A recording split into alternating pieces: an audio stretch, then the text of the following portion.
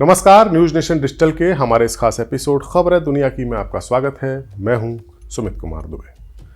भारत के पड़ोसी बांग्लादेश में इस वक्त भारी उथल पुथल है। पिछले साल भारत की दोस्त शेख हसीना के तख्ता पलट के बाद बनी मोहम्मद यूनुस सरकार के बनाए एक न्यायाधिकरण ने बांग्लादेश के पूर्व गृह मंत्री और शेख हसीना को सामूहिक हत्या का दोषी करार दिया है और उनको फांसी की सजा सुनाई है। अब अवामी लीग यानी शेख हसीना की पार्टी के समर्थक सड़कों पर उतर पड़े हैं। ढाका की सड़कों पर विरोध प्रदर्शन हो रहा है। कई जगहों पर पुलिस को लाठीचार्ज करना पड़ा है और आंसू गैस के गोले छोड़ने पड़े हैं।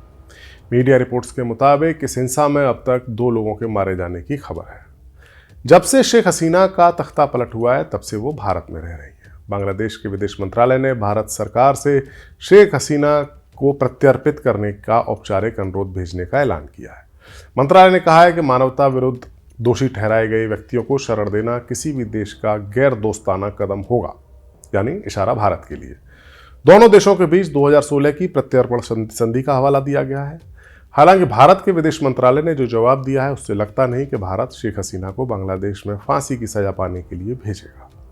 दरअसल शेख हसीना के बहाने अब यूनुस सरकार भारत के खिलाफ और ज्यादा जहर उगल सकती है। जब से ये सरकार बांग्लादेश में बनी है तभी से ये भारत के खिलाफ काम कर रही है। यूनुस एक मशहूर अर्थशास्त्री हैं जिन्हें नोबेल पुरस्कार भी मिला है, लेकिन उनकी सरकार भारत के लिए टेंशन की बात बन गई है। पहले हसीना के समय भारत और बांग्लादेश के रिश्ते काफ़ी मजबूत थे, एक दूसरे की मदद करते थे। नज़ीर के लिए हम आपको बता सकते हैं कि हसीना ने भारत के जो पूर्वोत्तर इलाके के राज्य हैं वहाँ के जो उग्रवादी थे बांग्लादेश में जो छुपे थे उनको पकड़कर भारत को सौंपा था। लेकिन अब यूनुस सरकार के साथ तनाव बढ़ रहा है। यूनुस ने कई बार भारत पर निशाना साधा है। मार्च में उन्होंने चीन की यात्रा के दौरान कहा था कि भारत के पूर्वोत्तर राज्य लैंड लॉक्ड हैं, यानी समुद्र से कटे हुए, और बांग्लादेश ही इन राज्यों के लिए समुद्र का रास्ता है। ये बात भारत को चुभ गई थी। भारत ने इसे आक्रामक बयान कहा था। इसके जवाब में भारत ने बांग्लादेश के जो प्रोडक्ट्स हैं उनको पूर्वोत्तर भारत में निर्यात करने पर कुछ पाबंदियां भी लगाई थी। तनाव सिर्फ बयानों तक ही नहीं है। यूनुस सरकार में हिंदू अल्पसंख्यकों पर हमले बढ़े हैं, मंदिर तोड़े गए हैं, घर भी जलाए गए हैं। भारत ने इस पर चिंता भी जताई क्योंकि कई हिंदू भारत से जुड़े हुए। इसके अलावा यूनुस ने भारत के नॉर्थ ईस्ट के राज्यों को लेकर भड़काऊ बातें की। कुछ रैलियों में तो ग्रेटर बांग्लादेश का नारा लगाया गया, जिनमें भारत के कुछ हिस्सों को बांग्लादेश का हिस्सा बताया जाता है। ये सब भारत के लिए खतरे की घंटी है।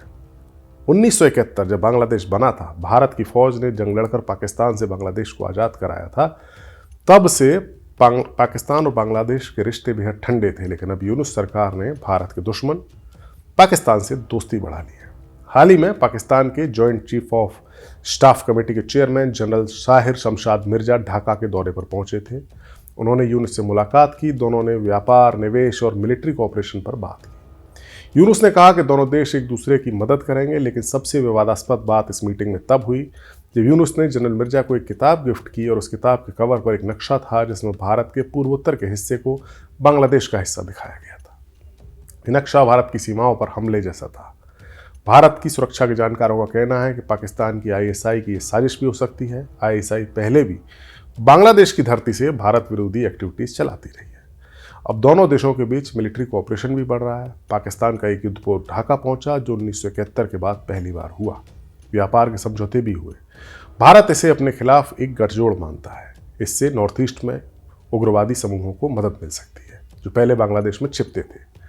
बांग्लादेश की चीन के साथ भी दोस्ती तेज हो गई है। यूनुस ने मार्च में चीन का दौरा किया। वहां उन्होंने $2.1 अरब के निवेश, कर्ज और अनुदान हासिल किए थे। चीन ने बांग्लादेश को बेल्ट एंड रोड इनिशिएटिव यानी BRI से जोड़ा है। लाल मुनीर हाट हवाई अड्डे जैसे प्रोजेक्ट पर काम तेज हुआ है जो भारत के बेहद करीब है और दूसरे विश्व युद्ध के बाद से इनएक्टिव था।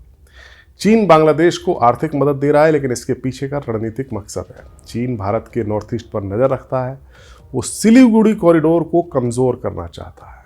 2017 में भारत चीन के बीच डोकलाम विवाद में इस इलाके पर दबाव बनाया गया था। अब यूनुस सरकार चीन के साथ दोस्ती करके भारत को टेंशन में डाल रही है। चीन, पाकिस्तान और बांग्लादेश का नया गठजोड़ भारत के लिए खतरा है, और खासतौर से सिलीगुड़ी कॉरिडोर के लिए, जिसको चिकन नेक के नाम से जाना जाता है। क्या है ये चिकन नेक? पश्चिम बंगाल में एक पतली सी पट्टी है जो सिर्फ एक जगह तो 22 किलोमीटर चौड़ी है। ये भारत के मुख्य हिस्से को यानी मेनलैंड इंडिया को पूर्वोत्तर के 8 राज्यों से जोड़ती है। इन राज्यों में असम, अरुणाचल प्रदेश, मणिपुर, मेघालय, मिजोरम, नागालैंड और सिक्किम, त्रिपुरा शामिल है। यहाँ 4.5 करोड़ से ज़्यादा लोग रहते हैं। इन कॉरिडोर से सड़कें, रेलवे और व्यापार इस कॉरिडोर से गुजरता है। चाय, तेल और पर्यटन जैसे उद्योग भी इसी पर निर्भर है। अगर इस पर हमला हुआ तो पूरा नॉर्थ ईस्ट भारत से अलग थलग पड़ सकता है। सेना की सप्लाई रुक सकती है। ये कॉरिडोर बांग्लादेश, नेपाल, भूटान और चीन से घिरा है, इसीलिए रणनीतिक रूप से काफ़ी कमज़ोर है। लेकिन क्या भारत चुप बैठा है? नहीं, वो अपनी रक्षा की तैयारी कर रहा है। भारत को अंदेशा हो गया है कि बांग्लादेश की साजिश सिलीगुड़ी कॉरिडोर को लेकर भारत को बैकफुट पर धकेल देगी। हाल ही में भारत ने सिलीगुड़ी कॉरिडोर के पास 3 नई मिलिट्री छावनियां बनाई हैं। ये असम के धुबरी के पास बामुनी, बिहार के किशनगंज और वेस्ट बंगाल के चोपड़ा में। ये छावनियां पूरी तरीके से काम कर रही हैं। यहाँ सेना और बीएसएफ तैनात है। इसका मकसद 4096 किलोमीटर लंबी भारत बांग्लादेश की सीमा पर निगरानी बढ़ाना है, घुसपैठ को रोकना है और इमरजेंसी की सिचुएशन में तेजी से जवाब देना है। ये छावनी फोर्स मल्टीप्लायर की तरह काम करती हैं, यानी सेना की ताकत बढ़ाती है। इसके अलावा आधुनिक उपकरण, सड़क नेटवर्क और निगरानी सिस्टम भी लगाए जा रहे हैं। ये सब सीमा की आधुनिकीकरण योजना का हिस्सा है। भारत ने अपनी एयरफोर्स की ताकत भी दिखाई है। 9 नवंबर को गुवाहाटी में पूर्वोत्तर का पहला एक बड़ा एयर शो हुआ था, जिसमें राफेल, तेजस, सुखोई 30, मिग-29, जगुआर और अपाचे हेलीकॉप्टर जैसे फाइटर जेट्स और एयरक्राफ्ट दिखाए गए थे। सूर्य किरण और सारंग टीमों ने करतब दिखाए थे। ये शो ब्रह्मपुत्र नदी के ऊपर हुआ था। असम के सीएम हिमंता बिस्वा शर्मा ने कहा था कि ये चिकन नेक्स के पास ताकत का प्रदर्शन है, इससे दुश्मनों को नींद नहीं आएगी। ये पूरी कहानी बताती है कि बांग्लादेश की सियासी उथल पुथल कैसे भारत की सुरक्षा को प्रभावित कर रही है और शेख हसीना की मौत की सजा से शुरू होकर यूनुस सरकार के पाकिस्तान, चीन के साथ रिश्ते और चिकन नेक पर खतरे को दिखा रही है। लेकिन भारत की तैयारी से लगता है कि वो किसी भी चुनौती का सामना करने के लिए तैयार है। पूर्वोत्तर भारत की सुरक्षा देश की सुरक्षा है और अगर ये इलाका मजबूत रहा तो वही भारत मजबूत रहेगा। हमारा वीडियो आपको कैसा लगा? कमेंट सेक्शन में जाइए, अपनी राय हमें ज़रूर दीजिए। नमस्कार।